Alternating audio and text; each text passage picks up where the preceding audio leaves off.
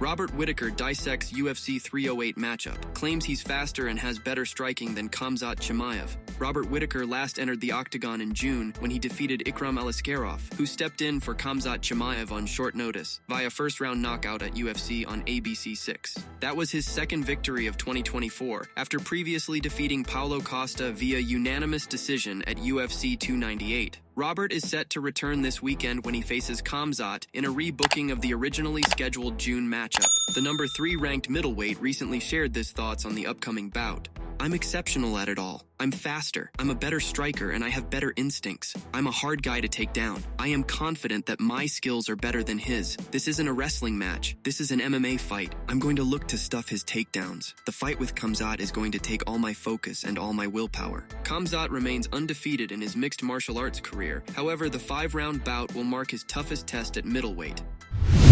Ilia Topuria believes winning welterweight title is easy with Belal Muhammad as champion. Ilia Topuria, the UFC's newly crowned featherweight champion, isn't content with just one title. As he prepares to defend his belt against Max Holloway at UFC 308, Topuria already has his sights set on bigger goals like moving up to welterweight to take on current champion Belal Muhammad. The two fighters have been trading jabs on social media, and the Spaniard isn't shy about his abilities, to put it conservatively. In a recent interview, he boldly claimed that taking the welterweight title would be easy with Muhammad as the champion, fueling excitement for a potential clash in the future. When asked in a recent interview what could be next after potentially securing a win over Max Holloway, Topuria shared his lofty goals. "After this one, it could be to move up to the lightweight division, and if we still have that fake champion in the welterweight division, Belal, that is an easy one for me. It's Max Holloway, then the lightweight title, and then the welterweight title. That would be great." Charles Johnson wants Kai Kara-France or Manel Kape next. Charles Johnson is calling for a step up in competition. Now on a 4-fight winning streak, Johnson is hoping to get one of the bigger names in the flyweight division, Kai Kara-France or Manel Kape. Johnson is hoping the UFC pushes him more in opportunity and promotion. He believes he could make big noise at 125 pounds, a division needed of big names. "I would love to fight a Kai. I would love to fight a Manel Kape. I would love to fight those guys in the top 8. I think I've done enough to show I'm ready for that. It feels like I'm getting every undefeated guy, every tough challenge before I get that opportunity, and I just want to show them I'm an American, I can talk. I've got everything this weight class needs. Y'all need somebody to market? These guys can't speak English. Just because they're foreign, I've got nothing against them. But they don't know how to market themselves. Nobody is talking. I just think I'm in a prime position to take over and do what needs to be done to make this a weight class people are excited about." Alexander Volkanovski expresses disbelief at Robert Whittaker's underdog status for UFC 308. As the pair gear up for their highly anticipated contest, Alexander Volkanovski spoke to Submission Radio to offer his thoughts on the fight. Alex revealed that he expects a close contest, but has admitted he is confused as to how Robert Whittaker is being considered the underdog. "Whittaker, I'm surprised he's the underdog. I really am. Khamzat is a very good fighter, you know he'll bring it. He's got one speed and he's full on and dangerous, but I think Rob's going to be well prepared for that. I think it goes to the later rounds where Rob will take advantage of it. It is going to be a tough first round 100% though."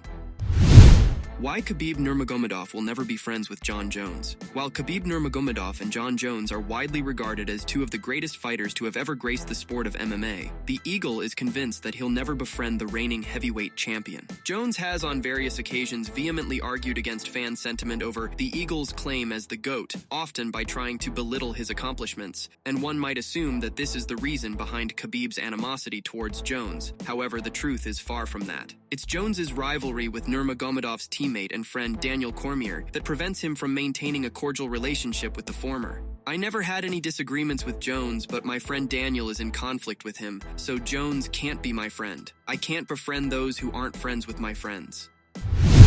Max Holloway spills the secret behind his point-to-the-ground signature move ahead of UFC 308. Max Holloway recently became candid about his signature move ahead of UFC 308. In a bid to become a 2-time featherweight champion, Holloway is set to challenge Ilia Topuria for UFC Gold at the upcoming pay-per-view event, which will take place on October 26th at the Etihad Arena in Abu Dhabi. For context, Holloway advanced to lightweight for the second time in his UFC career, challenging Justin Gaethje for the BMF title at the historic UFC 300 event earlier this year. In the final 10 seconds of the contest, Blessed, as he has done before, challenged his opponent to a telephone booth striking exchange by pointing to the center of the octagon octagon, even though he was ahead on the scorecards. Justin complied, but a powerful right hand from Holloway sent the 35-year-old straight to the canvas in the last second. In a recent sit-down with UFC analyst Megan Olivi, Holloway talked about his strategy of inviting his opponents to the middle of the cage to trade blows and how others should do the same. If you want to keep on doing the point down, but just remember guys, when you guys do the point down, it's stay there and swing, not point down and take a couple steps back. It comes from here. It comes from right where you sitting. It comes from the west side of Wahoo.